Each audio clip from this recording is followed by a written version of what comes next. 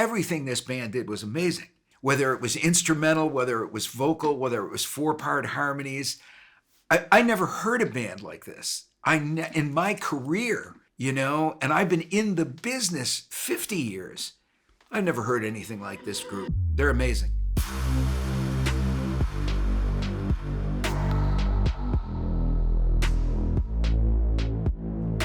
Where to begin? Well, about a year ago, one of the great baritone jazz saxophonists of all time passed away. His name was Ronnie Cuber. He played in the Saturday Night Live Band, the original Saturday Night Live Band. He played with Randy Brecker and Bill Evans in Soul Bop. He played in the Mingus Big Band. He played with Dr. John and his big band. Ronnie was a great session cat, man, and a beautiful studio musician, but also just one of the best on his instrument that ever lived. We lost a treasure, right? So I got a phone call from a friend of mine in New York who used to be married to Ronnie. And she said, could you come to St. Peter's Church? And St. Peter's Church is on the east side on Lexington in the 50s. And there was a pastor there named Reverend John Genzel, who was actually Puerto Rican by birth. And he came to the church, it became his pastorship, whatever. And he started doing jazz tributes to people like Dizzy Gillespie and Duke Ellington and Miles Davis. So she decided that Ronnie Cuber was an artist that was befitting of that kind of a tribute. So she asked me if I'd come down and help her with it and MC it. And I just, for me, it was the greatest honor. I couldn't believe I was being asked, and I got down there and it was all A-list people in the industry. Paul Schaefer, Will Lee, Randy Brecker, just the best of the best, man. And guys that knew Ronnie. But Joyce, my friend Joyce DiCamillo, great jazz pianist out of Connecticut now. She lives in Connecticut. Well, she went to Syracuse and graduated from the School of Music at Syracuse. I think it was Krauss back then before it was Settner. And Joyce couldn't make this tribute. It was on a Monday night. And she said, I can take the train in from Connecticut and meet you at Grand Central. Can we grab lunch? So we grabbed lunch at Grand Central. And after the lunch was over, it was more like brunch. She, we were tight friends for 30, 40 years. And I love Joyce. She's a great player, great person, great champion of jazz, great jazz educator, doing great things for the music. And so I respect her opinion, man, and she handed me a CD at the end of the brunch. And she said, would you give this a listen? And I said, what is it?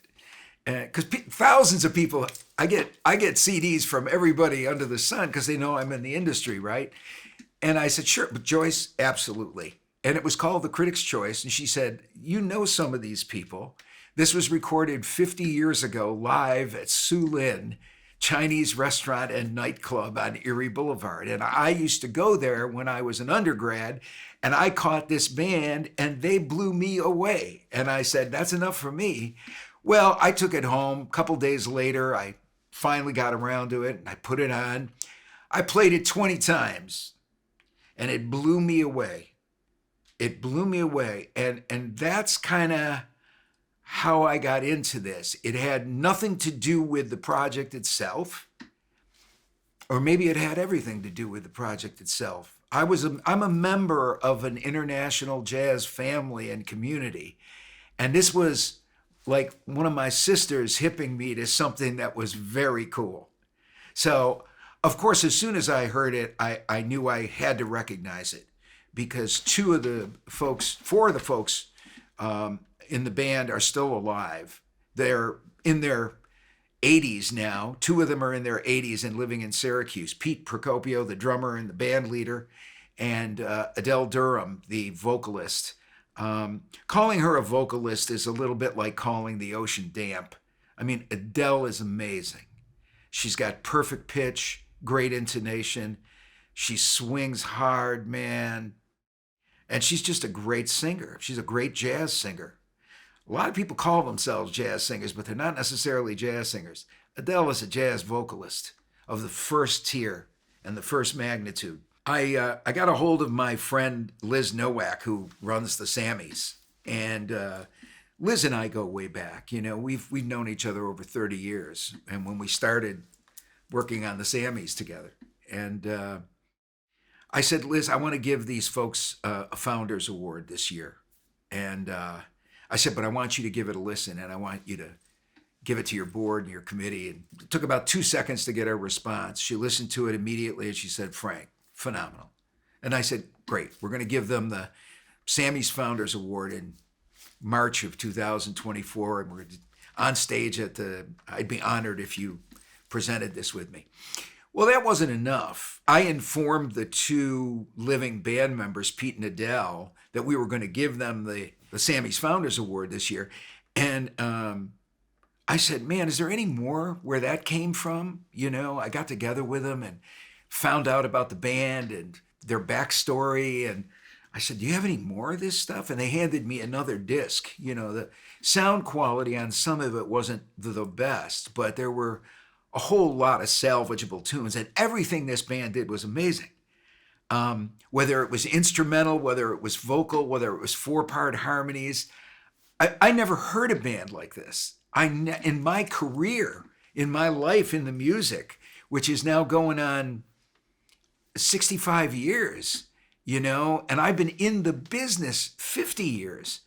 I've never heard anything like this group. They're amazing. And so I started bugging Ron Keck, and I said, Ron, would you do me a favor and listen to this? And I pestered him a little bit. It took me a minute. I said, Ron, I know you're a busy guy, but I really want you to hear this. And kind of the rest is history. Ron heard it, and he was also blown away by it, man. I don't want to start repeating myself here with euphemisms, but I mean, he just sat at the board and listened to the tunes and kept saying, this is crazy. This is crazy. This is so good. It's crazy. And I said, yeah, right. And that sort of validation from other people in the industry and people I respect, like Ron and Liz and others, and Joyce, that told me that what I was hearing was the real deal.